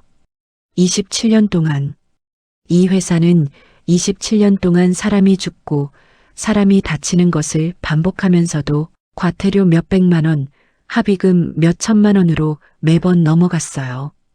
27년 전에는 동혁이 그 대상이었고 7년 전에는 서희가 그 대상이었습니다. 같은 회사, 같은 수법. 지금 혜준에게는 3가지가 필요했어요. 하나, 서희와 시우를 안전하게 지킬 것. 둘, 대성건설의 실체를 파헤칠 것. 셋, 동현이를 찾을 것. 27년간 따로 흘러가던 2개의 비극이 하나로 이어진 이상, 이 3가지는 결국 같은 길 위에 놓여 있었습니다. 혜준은 전화기를 꺼내 연락처를 뒤졌어요. 택시 생활 18년, 영업 생활 10년. 그 세월 동안 혜준이 쌓아온 것은 돈이 아니었습니다. 사람이었어요. 첫 번째 전화. 택시 동료 박 기사. 형님, 아내가 살아 있었어요. 지금 병원에 누가 좀 와줘야 하는데 시간 되시는 분 있을까요? 아, 그게 무슨 소리야. 지금 가마. 다른 형님들한테도 연락할게. 두 번째 전화. 영업 시절 거래처 식당 사장님에게 노무사를 소개받았어요. 세 번째 전화. 경찰서 앞 식당에서 만났던 강력반 형사. 27년 전 대성건설 현장에서 노동자가 사망한 사건. 회사 측 관계자가 누구였는지만 알 수 있으면 됩니다. 네 번째 전화. 보험 영업 때 만났던 지역 신문 기자. 대성건설이라는 회사가 27년 동안 산업재해 사고를 은폐해온 정황이 있습니다. 혜준 씨, 그 회사 강철수 상무가 이 지역에서 영향력이 꽤 있는 사람이야. 그런데도 하겠다고? 제 아내가 그 회사 때문에 7년을 죽은 사람 취급당하며 살았습니다. 제 친구도 그 회사 때문에 27년 전에 사라졌어요. 안 하겠다는 선택지는 저한테 없습니다. 재벌도 아니고 변호사도 아니고 정치인도 아닌 택시기사. 가진 거라곤 낡은 택시 한 대와 금간 핸드폰 하나. 하지만 혜준에게는 27년 동안 사람을 찾아다니며 한 명 한 명 쌓아온 인연이 있었습니다. 그 인연들이 지금 하나씩 움직이기 시작했어요. 그날 오후 택시 동료들이 자선병원에 도착했습니다. 서희와 시우를 보고 말을 잃었어요. 형수님이 살아계셨어? 네. 근데 지금 상태가 안 좋아요. 제대로 된 병원으로 옮겨야 하는데 돈이 없습니다. 박 기사가 주머니에서 지갑을 꺼냈어요. 김 반장은 차고지 기사들에게 돌려 모은 봉투를 내밀었습니다. 구겨진 10,000원짜리와 50,000원짜리가 섞여 들어 있었어요. 택시 기사들이 하루 벌어서 겨우 먹고 사는 돈 중에서 아껴 모은 것이었습니다. 혜주는 그 봉투를 받아들고 한참 동안 고개를 숙이고 있었어요. 형님들, 제가 평생 갚겠습니다. 야, 그런 말 마. 형수님 살리는 게 먼저야. 일주일 뒤 형사에게서 연락이 왔어요. 27년 전 사고 당시 회사 측 현장 소장이 강철수라는 사람이었어. 지금은 그 회사 상무로 올라가 있고, 그리고 하나 더. 용의자 김동혁을 경찰에 신고한 것도 이 사람이야. 27년 전에 동혁이 형한테 누명을 씌운 사람과 7년 전에 서희를 사고로 위장해서 없애려 한 사람이 같은 인물이었습니다. 혜주는 자선병원으로 돌아가 서희의 소지품을 확인했어요. 낡은 가방 안에 있던 구형 핸드폰. 시우가 충전해서 켠 바로 그 폰이었습니다. 갤러리를 열었어요. 사진이 딱 2장 저장되어 있었습니다. 첫 번째 사진은 진료 기록부를 촬영한 것이었어요. 서희가 목숨을 걸고 찍어두었던 바로 그 증거였습니다. 두 번째 사진은 혜준의 사진이었어요. 택시 운전석에 앉아 웃고 있는 혜준. 서희가 몰래 찍은 것 같았습니다. 7년 전 서희가 도망가기 전에 마지막으로 저장한 사진이 혜준의 웃는 얼굴이었습니다. 서희는 7년 동안 이 사진을 보며 버텨온 것이었어요. 혜준이 매일 밤 서희의 번호에 전화를 걸었듯이 서희도 매일 밤 꺼진 핸드폰 속 혜준의 사진을 기억하며 버텨온 것이었습니다. 혜준은 핸드폰을 가슴에 꼭 안았어요. 이제 남은 것은 하나.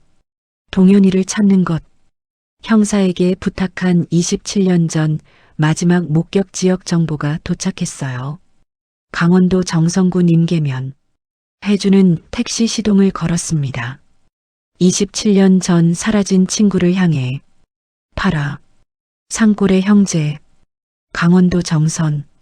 서울에서 3시간 반을 달려온 택시가 산길에 접어들었습니다. 도로가 끝나는 곳에서 비포장 산길이 시작되었고 낡은 택시는 울퉁불퉁한 흙길 위를 덜컹거리며 올라갔어요. 12월의 산은 벌써 눈이 쌓여 있었습니다.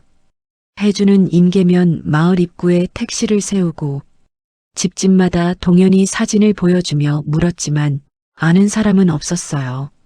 혜주는 마을을 벗어나 더 깊은 산길로 들어갔습니다. 차가 갈 수 없는 길이었기에 걸어야 했어요. 눈이 발목까지 빠졌지만 혜주는 멈추지 않았습니다. 27년을 찾았습니다. 여기서 멈출 수는 없었어요. 산길을 1시간쯤 걸었을까요? 숲 사이로 작은 집이 하나 보였습니다. 폐교 관사였던 것을 고쳐 쓴 듯한 낡은 건물이었어요. 굴뚝에서 연기가 가느다랗게 피어오르고 있었습니다. 사람이 살고 있다는 뜻이었어요. 혜준이 문을 두드렸어요. 안에서 인기척이 느껴졌습니다. 무언가를 내려놓는 소리, 그리고 발소리, 문이 열렸어요.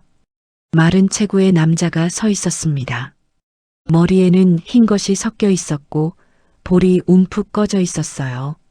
낡은 패딩 점퍼에 고무 슬리퍼를 신고 있었습니다. 세월이 얼굴 위를 거칠게 지나간 것은 분명했어요.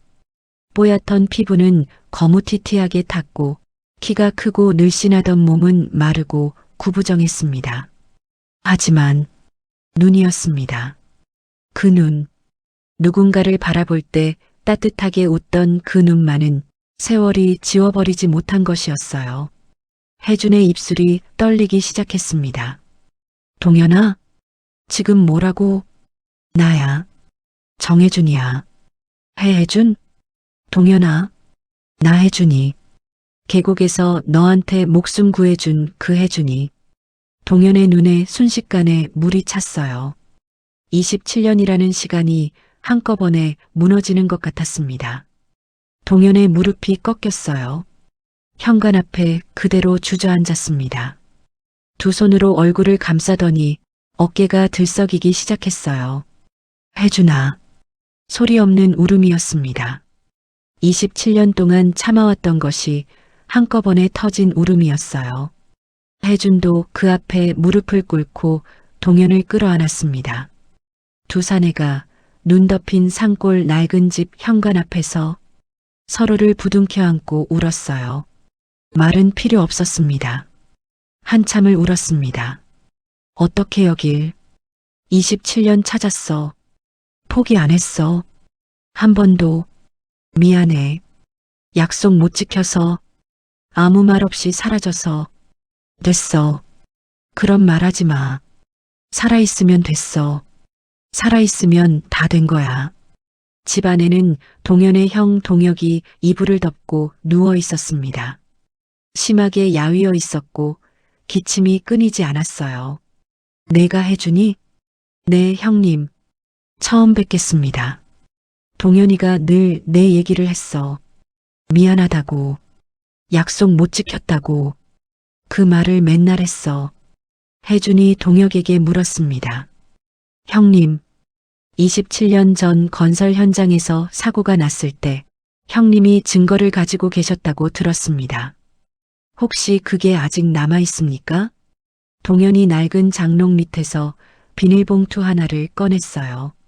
빛이 바랜 사진 몇 장과 접혀진 종이들, 부서진 발판, 녹슨 안전고리, 헬멧도 없이 높은 곳에서 일하는 노동자들의 사진, 그리고 동혁이 직접 쓴 메모, 사고 경위와 회사의 입마금 정황이 적혀 있었습니다. 혜준이 핸드폰을 꺼내 서희가 찍어둔 진료 기록 사진을 보여주었어요. 이건 7년 전 같은 회사 같은 현장에서 또 노동자가 죽었을 때 제 아내가 찍어둔 증거입니다. 강철수, 27년 전에 형님한테 누명을 씌운 바로 그 사람이 7년 전에 제 아내까지 죽이려 했습니다. 27년이야. 27년 동안 그놈이 같은 짓을 반복하고 있었다는 거지. 형님, 도와주십시오. 형님의 누명을 벗기고 제 아내를 지키고 더 이상 그 회사 때문에 사람이 죽지 않게 해주십시오. 그래. 이제 됐어. 이제 나갈 때가 된 것 같아. 혜준아. 27년 전에 너한테 그랬잖아. 무슨 일이 있어도 변하지 말자고. 너는 진짜 변하지 않았구나. 이제 집에 가자. 어머니 산소에도 가야 하잖아. 동현이 말없이 고개를 끄덕였습니다. 27년 만에 집으로 가는 길이 열리고 있었어요. 구아. 택시기사의 반격. 강원도에서 돌아온 혜주는 동현과 동혁을 병원 근처 고시원에 묵게 했습니다. 택시 동료들이 보증금을 보태주었어요. 동혁은 진폐증 진단을 받았습니다. 오랜 건설 현장 노동이 만들어낸 병이었어요. 동혁의 병도 결국 건설 현장이 만들어낸 것이었습니다. 혜주는 이를 악물었어요. 이제 정리할 시간이었습니다. 혜주는 낡은 수첩에 가지고 있는 증거들을 정리했어요. 하나, 서희가 찍어둔 7년 전 진료 기록 사진. 둘, 동혁이 27년간 보관해온 현장 사진과 메모. 셋, 자선병원 익명 후원금 내역서. 넷, 형사가 확인해준 27년 전 현장 소장 강철수 정보. 노무사를 만났습니다. 이게 진짜라면 대성건설은 27년간 산재를 조직적으로 은폐해 온 겁니다. 근데 혜준 씨, 이 자료만으로는 법적으로 부족합니다. 증인이 필요해요. 현장에 있었던 사람이 직접 증언해주면 이야기가 달라집니다. 증인. 혜준의 머릿속에서 무언가가 스쳤습니다. 택시. 18년 동안 택시를 몰며 수많은 사람을 태웠어요. 건설 현장 노동자들도 많이 태웠습니다. 혜준은 택시 차고지로 갔어요. 형님, 우리 기사들 중에 대성건설에서 일한 적 있는 승객이 있었는지 물어봐 줄 수 있어요? 야, 그 정도는 누워서 떡 먹기지. 우리 기사들이 얼마나 수다쟁이인데. 택시기사 네트워크가 움직이기 시작했어요. 일주일 만에 5명의 이름이 모였습니다. 혜주는 한 명 한 명을 직접 만나러 다녔어요. 택시를 몰고 대전까지, 인천까지, 수원까지. 대성건설? 안전모 부실한 건 기본이었고 다친 동료한테 산재 처리 안 해줬어요. 강철수 상무? 안전보다 공기 단축만 닥달하는 사람. 사고 나면 일단 입 막고 보는 사람이에요. 7년 전 사고요? 저 그때 그 현장에 있었어요. 발판이 썩어 있었는데 교체 요청을 여러 번 했거든요. 근데 회사에서 비용 아깝다고 안 바꿔줬어요. 그 이야기를 기자한테 해주실 수 있겠습니까? 보복당하면 어쩌죠? 이 일 때문에 제 아내가 7년 동안 죽은 사람 취급당하며 살았습니다. 제 친구는 27년 동안 산골에 숨어 살아야 했고요. 더 이상 사람이 죽으면 안 됩니다. 알겠습니다. 하겠습니다. 기자도 취재를 진행했어요. 27년간 사망사고 7건, 산재 인정은 단 2건. 노무사가 고발장을 작성했습니다. 피고발인 강철수, 혐의, 업무상 과실치사, 산업안전보건법 위반, 증거인멸, 그리고 윤서희에 대한 살인미수. 혜주는 고발장 마지막 장에 서명을 했어요. 정혜준. 택시기사의 이름 석자가 고발장 위에 또렷하게 찍혔습니다. 고발장이 접수된 다음 날 아침, 기자의 기사가 인터넷에 올라갔어요. 27년간 7명 사망, 산재 은폐한 건설회사 목격자는 사고로 위장해 제거. 기사는 순식간에 퍼졌습니다. 포털 사이트 실시간 검색어에 대성건설이 올랐고 댓글이 수천 개씩 달리기 시작했어요. 노동단체에서 성명서를 발표했고 국회의원이 특별감사를 요구했습니다. 기사가 나간 지 이틀 후 경찰이 대성건설 본사를 압수수색했어요. 강철수 상무는 자택에서 체포되었습니다. 혜주는 그 소식을 택시 안에서 들었습니다.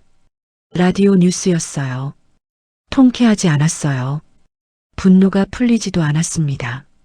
다만 무겁고 깊은 안도감이 가슴 밑바닥에서부터 천천히 올라왔어요. 끝났다. 혜주는 대시보드 위 서희의 사진을 바라보았어요. 당신이 지키려 했던 거 이제 지켜냈어. 혜주는 택시 시동을 걸고 병원으로 향했습니다. 복도에서 동현이 기다리고 있었어요. 뉴스 봤어. 응. 고마워, 혜준아. 고마운 건 나야. 형님이 증거를 27년 동안 가지고 계셨으니까 이게 된 거야. 두 사내가 나란히 서서 병원 창밖을 바라보았어요. 동현아. 응. 이따 같이 국밥 먹으러 가자. 그래. 가자. 두 사내의 눈가가 동시에 붉어졌지만 울지는 않았어요. 더 이상 울 일은 없었으니까요. 10화. 가장 평범한 저녁. 한 달이 흘렀습니다. 강철수는 11개의 혐의로 구속 기소되었어요. 동혁의 누명도 벗겨지기 시작했습니다. 27년 만에 자기 이름으로 된 신분증을 다시 손에 쥐었어요. 이게 나야? 형? 이제 형 이름으로 병원도 갈 수 있어. 약도 탈 수 있고. 고맙다. 동현아. 서희의 소식은 그보다 조금 뒤에 찾아왔습니다. 한 달간 제대로 된 치료를 받은 서희가 기적적으로 의식을 회복한 것이었어요. 의사도 놀랐습니다. 7년을 유령처럼 살면서도 아이를 낳고 혼자 키우고 끝까지 버텨온 이 여자는 이번에도 포기하지 않았던 겁니다. 서희가 눈을 뜬 것은 이른 아침이었어요. 창문 사이로 부드러운 햇살이 비쳐 들어오고 있었습니다. 서희는 흐릿한 시야로 천천히 고개를 옆으로 돌렸어요. 침대 옆에 두 사람이 있었습니다. 혜준이 의자에 앉은 채 고개를 숙이고 잠들어 있었어요. 그리고 그 옆에 시우가 아빠의 무릎에 고개를 기대고 새근새근 잠들어 있었습니다. 한 달 전과는 달리 깨끗한 옷을 입고 있었고 손톱 밑에 끼어있던 까만 때도 사라져 있었어요. 하지만 빈병을 줍느라 거칠어졌던 작은 손가락의 흉터는 아직 남아 있었습니다. 서희의 눈에서 눈물이 소리 없이 흘러내렸어요. 엄마. 시우가 침대 위로 뛰어올랐어요. 서희의 목을 두 팔로 감싸 안으며 얼굴을 묻었습니다. 7년 동안 엄마 앞에서 한 번도 울지 않았던 아이가 이 순간만은 어린아이답게 엉엉 울었습니다. 엄마 일어났어, 엄마. 시우의 울음소리에 혜준도 눈을 떴어요. 서희와 시선이 마주쳤습니다. 7년이라는 시간이 두 사람 사이에 놓여 있었지만 눈이 마주치는 그 1초 안에 모든 것이 전해졌어요. 미안함도, 그리움도, 이제 다시는 놓지 않겠다는 것도. 서희가 떨리는 손으로 시우의 머리카락을 쓰다듬으며 입을 열었어요. 한 달 만에 처음 내는 목소리는 갈라지고 끊어졌지만 그래서 더 깊이 가슴에 박혔습니다. 우리 아들 아빠랑 엄마 지켜줘서 고마워. 이 아저씨가 우리 아빠야? 서희가 울면서 고개를 끄덕였어요. 시우가 침대에서 내려와 혜준 앞에 섰습니다. 그리고 두 팔을 벌렸어요. 혜준이 무릎을 꿇고 시우를 안았습니다. 이번에 꿇은 무릎은 절망이 아니라 감사였고 무력함이 아니라 기쁨이었어요. 아빠. 시우가 혜준의 목을 두 팔로 꼭 감으며 처음으로 그 단어를 불렀습니다. 태어나서 한 번도 들어보지 못한 호칭. 7년 늦게 찾아온 그 한마디가 혜준의 가슴 한가운데에 깊이 박혔어요. 아버지와 아들이 처음으로 서로를 아는 순간이었습니다. 며칠 뒤 혜준의 택시가 충청남도를 향해 달리고 있었어요. 조수석에는 동현이 앉아 있었습니다. 혜준아. 응. 엄마 산소 앞에 서면 뭐라고 해야 할지 모르겠어. 27년 동안 한 번도 못 갔잖아.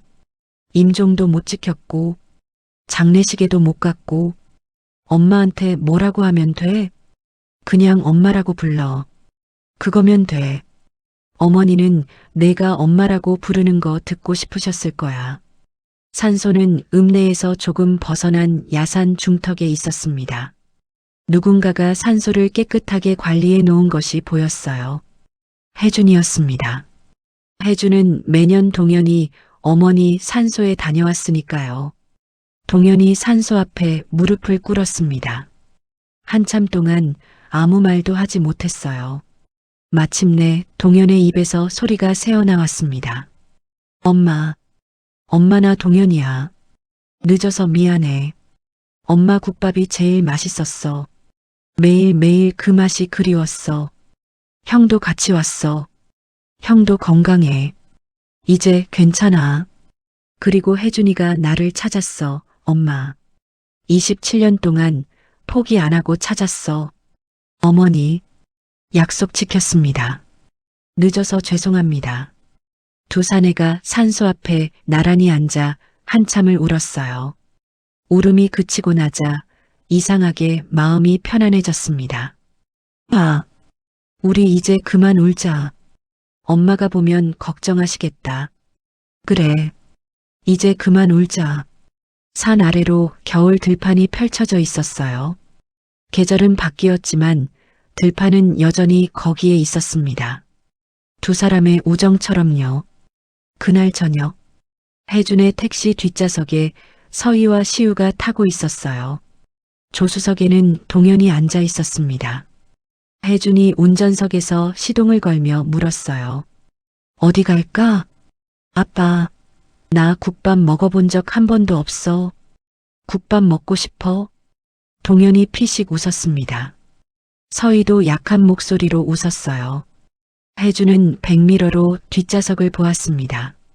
서희가 웃고 있었어요. 사진 속의 미소가 아니라 살아있는 사람의 미소. 7년 동안 사진으로만 보던 그 미소가 지금 백미러 안에서 혜준을 향해 웃고 있었습니다. 그럼 오늘은 우리가 7년 동안 놓쳤던 가장 평범한 저녁을 먹자. 가장 평범한 저녁이 뭐야? 혜준이 동현을 보았습니다. 동현이 혜준을 보았어요. 두 사람이 동시에 대답했습니다. 국밥. 시우가 깔깔 웃었어요. 서희가 작게 웃으며 시우의 머리를 쓰다듬었습니다. 낡은 택시가 겨울 저녁의 거리를 천천히 달렸어요. 차 안에는 네 사람의 웃음소리가 가득했습니다. 가장 평범한 저녁. 그것은 이 네 사람에게 세상 그 무엇보다 특별한 시간이었어요. 6개월이 지났습니다. 서희는 재활 치료를 받으며 천천히 회복하고 있었어요. 시우는 학교에 다니기 시작했고 반에서 제일 먼저 손을 드는 아이가 되었습니다. 동혁은 진폐증 치료를 받으며 건강을 되찾아가고 있었고 산재 피해자로 인정받아 보상 절차도 시작되었어요. 동현은 요양보호사 일을 계속하고 있었습니다. 이번에는 가짜 이름이 아니라 자기 이름으로요. 그리고 혜준은 여전히 택시를 몰고 있었어요. 달라진 것이 하나 있다면 대시보드 위 액자가 바뀐 것이었습니다. 서희 혼자 웃고 있던 사진 대신 네 사람이 함께 찍은 사진이 놓여 있었어요. 혜준, 서희, 시우, 동현. 국밥집 앞에서 나란히 서서 웃고 있는 사진이었습니다. 오늘도 저녁 무렵이면 택시를 세우고 시우를 학교에서 데려올 거예요. 그리고 서희에게 전화를 걸 겁니다. 이번에는 꺼진 전화기에 거는 전화가 아니라 살아있는 사람에게 거는 전화를요. 오늘 저녁 뭐 먹을까? 이 세상에서 가장 평범하고 가장 특별한 그 질문을 매일 할 수 있다는 것. 혜준은 그것만으로 충분했습니다. 이 사연의 혜준처럼 우리 인생에서 정말 중요한 힘은 돈도 권력도 아닌 포기하지 않는 평범한 사람의 마음에서 나오는 것이 아닐까요? 27년 동안 친구를 찾아 헤맨 택시 기사. 7년 동안 꺼진 전화기에 매일 밤 전화를 건 남편. 그 끈질기고 무모하고 어리석어 보이기까지 한 사랑이 결국 모든 것을 되찾았습니다. 살다 보면 우리 모두 바닥을 치는 순간이 찾아옵니다. 하지만 그 바닥에서 다시 일어서게 만드는 건 내 곁에 있는 단 한 사람의 존재가 아닐까요? 오늘 이야기가 마음에 남으셨다면 좋아요와 구독, 그리고 댓글로 여러분의 이야기도 들려주세요. 여러분의 사연이 영자의 이야기방의 주인공이 될 수도 있습니다. 지금까지 들어주셔서 감사합니다.